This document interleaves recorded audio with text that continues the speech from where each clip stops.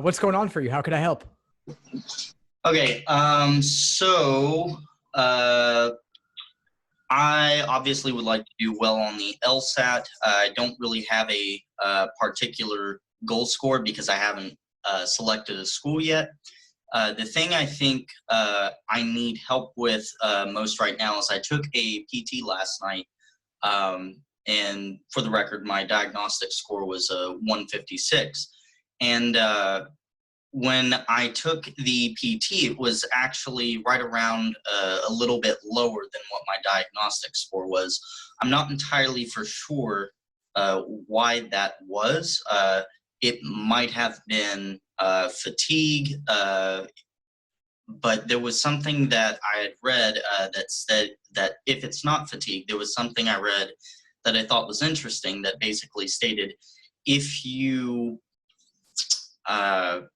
are doing well on untimed sections or untimed practice tests, but you're not doing nearly as well on the time test, there's something that you don't know. It's not necessarily speed that's the issue, it's something else that's missing from your knowledge base.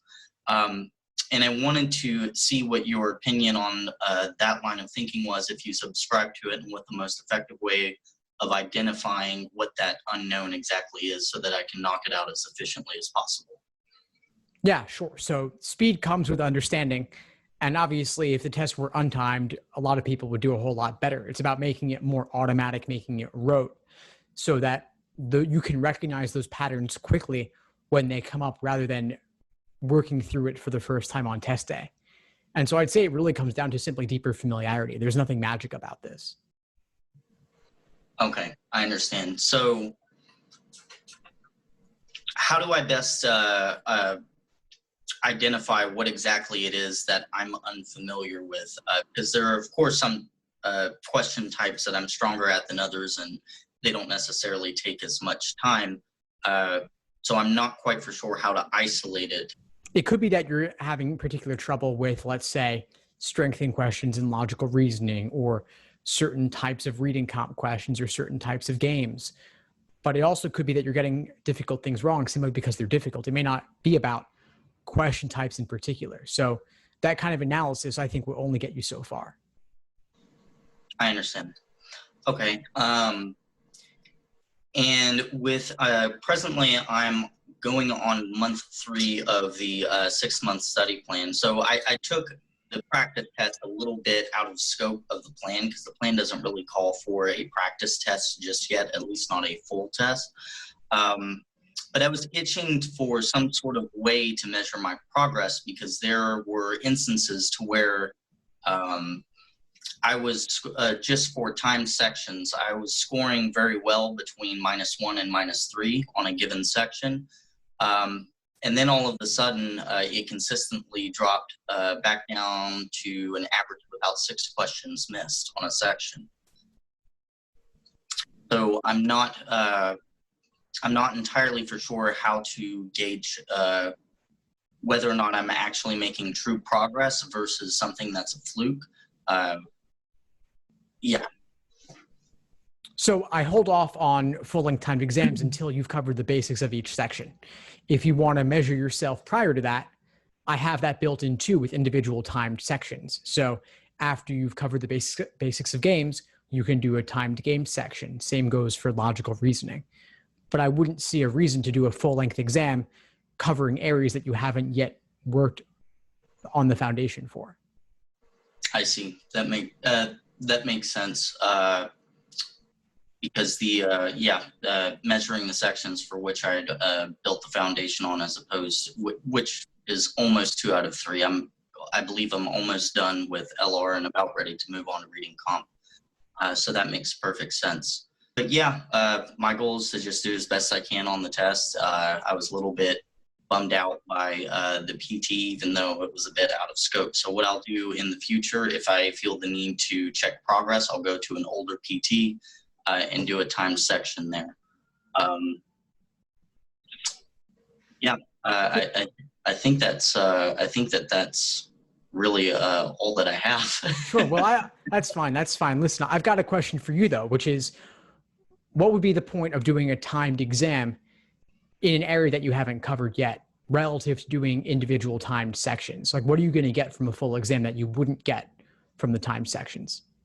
The variable that I identified that existed within a full-time practice test versus just doing a particular section, and it really depends on what the ordering of the full-length practice test is endurance.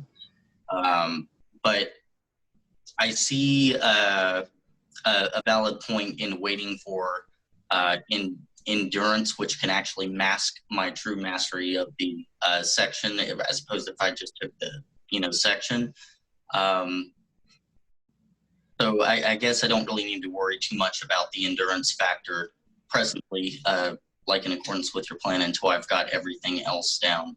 I think most of the motivation for me to have taken that test as opposed to a section is that I wanted to see, because I felt after 2 months I learned a lot, I wanted to see that manifest in some way, and the most accurate manifestation of how much I had improved from my baseline would have been a full practice test, which hasn't really worked for my detriment in the sense of an emotional sense that I felt that I feel super discouraged, and now I'm just blathering through logical reasoning. Well, it's wrong because it's wrong. But yeah, I'd say that's the main reason why I decided to take the practice test. That's pretty reasonable. I get that. I get that a lot. And there's a couple of ways you could handle that. But first, just a point I want to make, which is that 2020 is unique in that endurance may not matter as much. If the remaining exams this year are all flex, as I suspect they might be, then you're only doing 3 sections.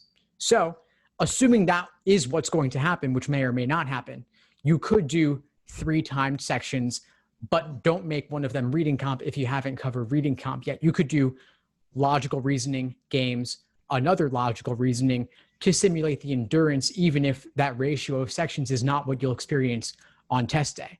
And then if you want to do a 5-section sitting, you could do logical reasoning alternating with games. So LR, games, LR, games, LR.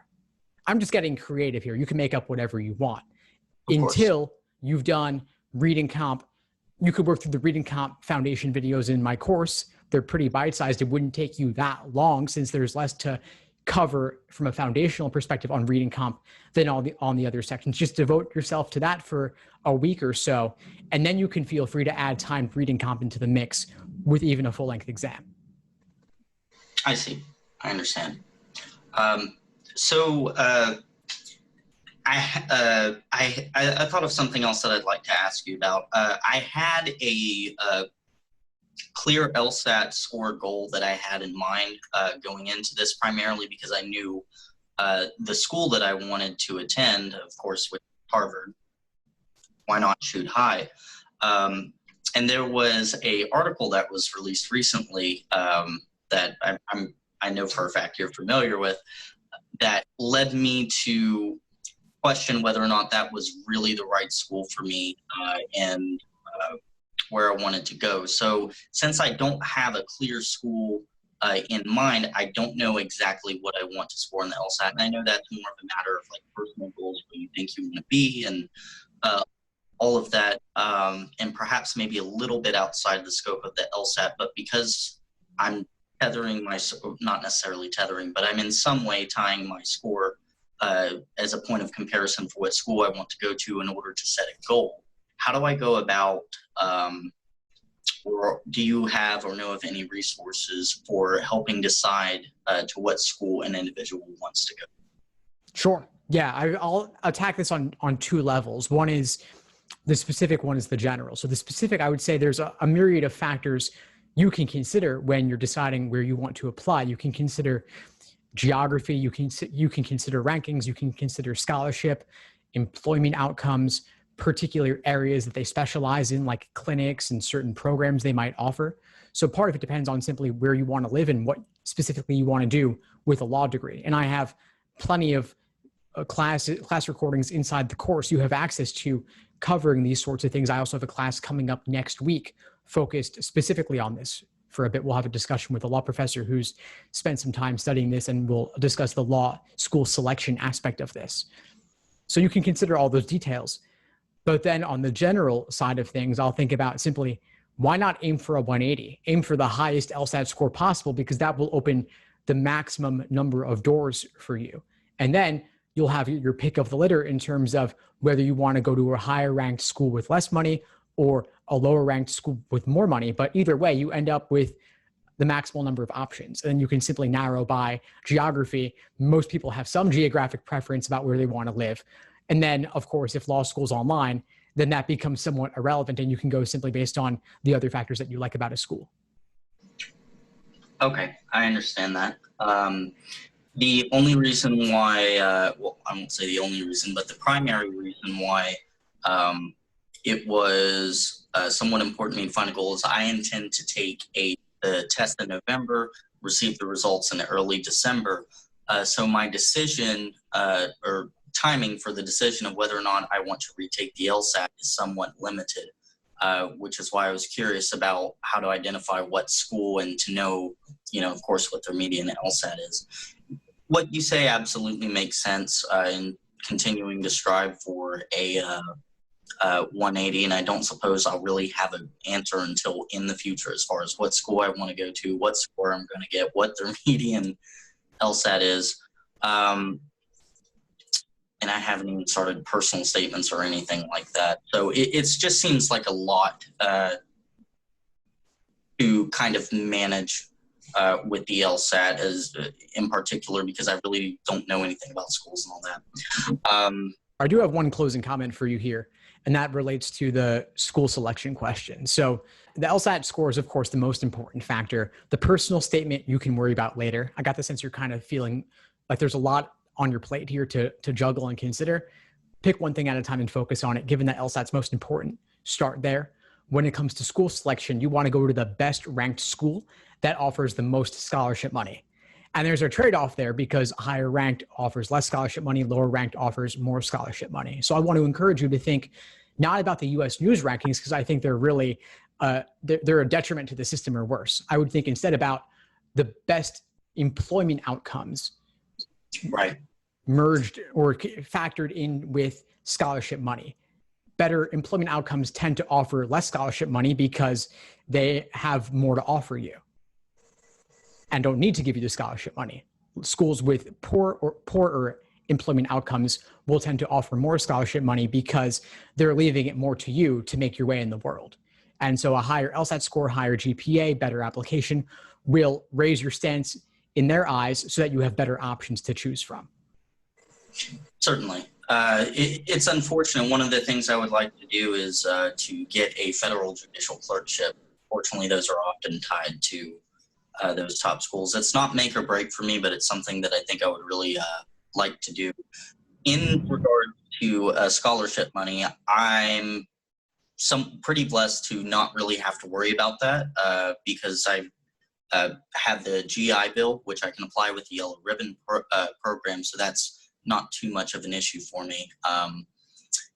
So with the scholarship being like the most common thing I hear about, or rather being one of the biggest factors in deciding a law school, since that isn't necessarily pertinent to me, I was struggling with like, okay, so what should I consider in a law school? Because right now, and especially with COVID and my financial situation, I don't have the money to be able to go, and explore all these different schools. I suppose I could call and talk to them, but yeah, I'll figure that out. I'll do some self-reflecting and think about what I really want out of the legal profession.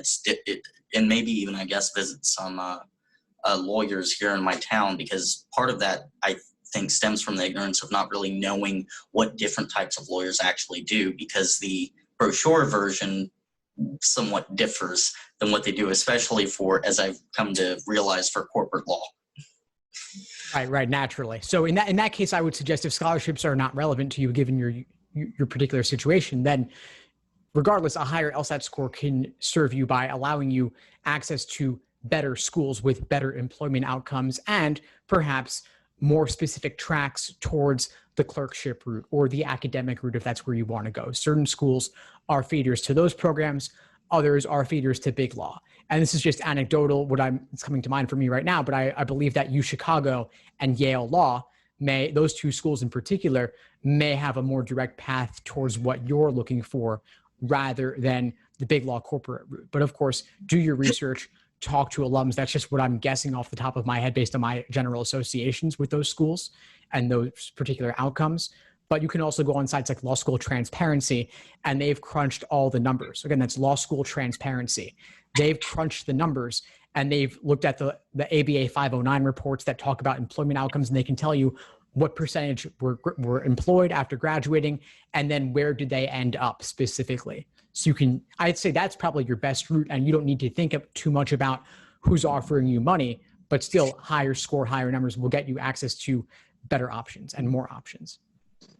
Of course. Yeah, that's really good. I didn't know that there was a nexus for those kind of reports. I've just gone and had to go through each individual one. So that's an excellent resource. Thank you for sharing that. Yeah, of course. Glad to help. Absolutely. Yeah, I think I'm good now. A lot of what you said, because I understand one of the questions you tend to ask towards the end of your videos is what was the value that the individual got from it. I think the value in this one, I think for me was just the calming effect of talking to another person who understands it and is able to reassure. Because a lot of these things, I mean, you repeat these things quite often, and I know these things, but it's nice to have to be told them one-on-one, because there is definitely human touch missing during this time. So that may have facilitated some more, anxiety of feeling isolated ever more in this. So it's really good to every now and again to actually have a session like this. Not that I'll call you up every time I feel anxious about the LSAT to have my hand held, but it is something that I appreciate very much. No, of course, James. I'm glad to help. I'm glad we connected again, and you've been a great participant in the course. I love to see your engagement, and so I'll see you in class soon. Okay, you're having it tonight, right? Yeah, there's one tonight. Yeah. Gotcha. Okay, excellent. I will see you then. All right, awesome. Have a good one. Thanks for tuning into the show. Please subscribe if you haven't done so already to be notified of new episodes as I release them. And feel free to reach out if you need anything at all as you move forward with your prep. I'm happy to help however I can. In the meantime, I'll wish you all the best and take care.